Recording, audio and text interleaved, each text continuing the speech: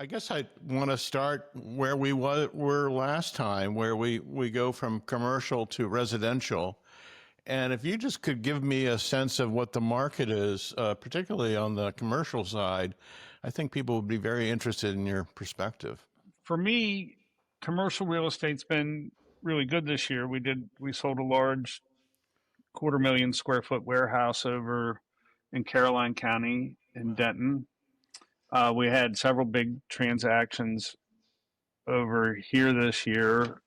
We had one really big transaction for $9 or $10 million that we put to bed early this year, and there's been a lot of really good leasing activity, both retail and commercial. We don't have a lot of vacant space left out there right now, and I think our commercial real estate market is very strong.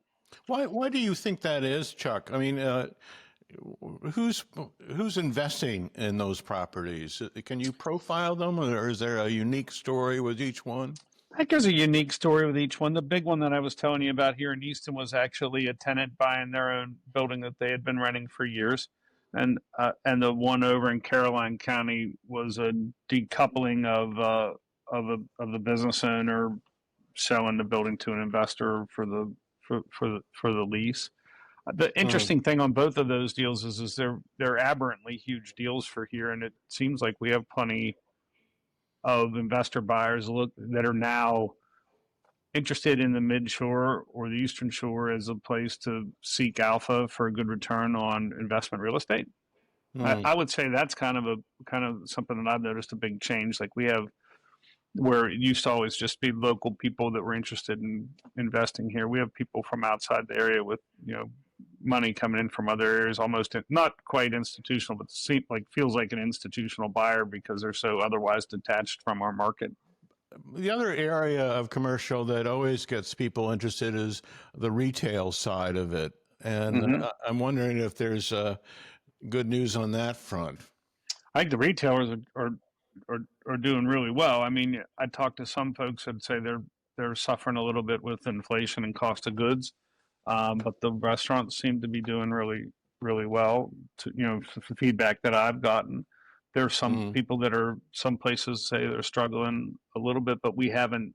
I've not had any landlords that I interact with telling me that they've had to renegotiate leases or they're worried about tenants collapsing or or large renegotiations going on their leases. Our rents seem to be stable. We handle office space rentals and retail rentals and warehouse space rentals, and all those rents seem to be stable. And some markets actually going up a little bit. St. Michael's is doing really well. Well, that is good news. The residential market is quite unique in itself. I can't imagine that you haven't seen some variations of the market over the last 3 or 4 months with tariff talks and interest rates and all these cofactors that make life of a real estate agent difficult. Let's go back to 2024. We did $514 million, which was up from 2023, which was $415 million. I'm telling you, this is not our firm. This is gross sales of residential real estate in Talbot County. To give that some color, in 2011, which was the worst year, in the 25 years I've been in the business, that was kind of the bottom of the Great Recession. We did 169 million. So our record year was in 2021, where we did $633 million, and we all thought that was unsustainable.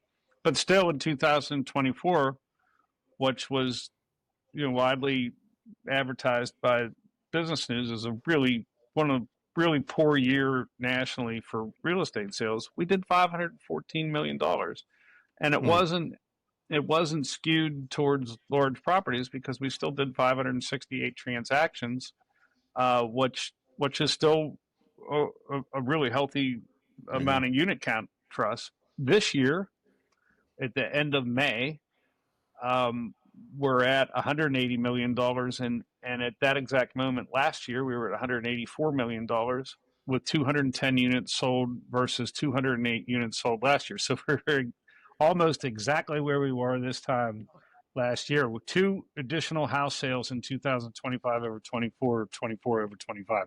So I thought that was absolutely amazing in 2 respects. One, how close the numbers are tracking year over year, and 2, candidly, I think we're really doing well, particularly with the amount of inventory that we have, which is still very anemic in my own opinion. Now, when you talk about those numbers, I assume you're talking about Talbot County, or you're talking about. I'm just talking about Talbot County, which is I could go and compare it to Queen Anne County, Caroline County, Dorchester County, and Kent County, which are other counties that I track. And I think certainly Queen Anne County and Talbot County make up 80% of the volume. And Queen Anne County is tracking very much like Talbot County is performing not quite as well in some metrics, but performing very well. It's like nothing has happened, meaning that whatever the market was like a year ago, it's pretty much the same as it is now, even with all these kind of external challenges. I would not. Yes, that's true, and I would submit to you, certainly from a dollar volume basis, maybe not as much on a unit count basis. I think we're going to be up this year in Talbot, Queen Anne's County over last year when all of the dust settles. And I'll tell you what else: the Mid-Atlantic region is up 5% in dollar volume and flat for unit count through May this year over last year. And this wasn't true with data through the end of February. So this has all happened in the last several months. Much of it has happened in the last several months since all of the volatility, we'll call it, has been going on. Yeah. And what an amazing story. I didn't expect this. I mean, are there any clouds that you can see? I don't, I want to preface this all by saying none of this is a political editorial. They're just, facts and figures. And I, for us locally, which is the only thing I feel comfortable even guessing at, and it's just a guess too, I'm very optimistic.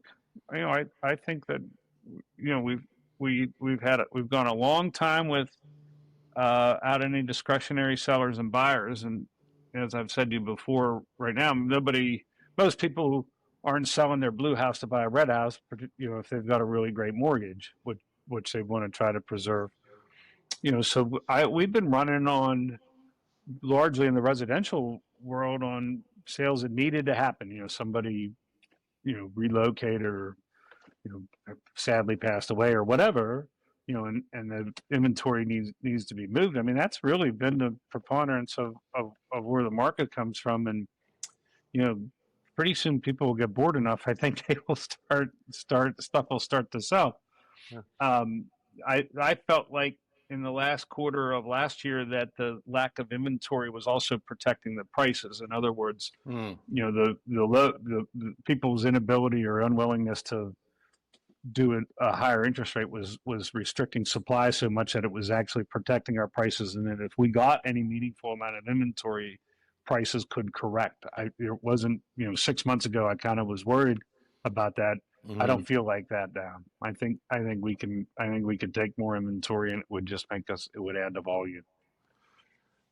Wow, what an optimistic report.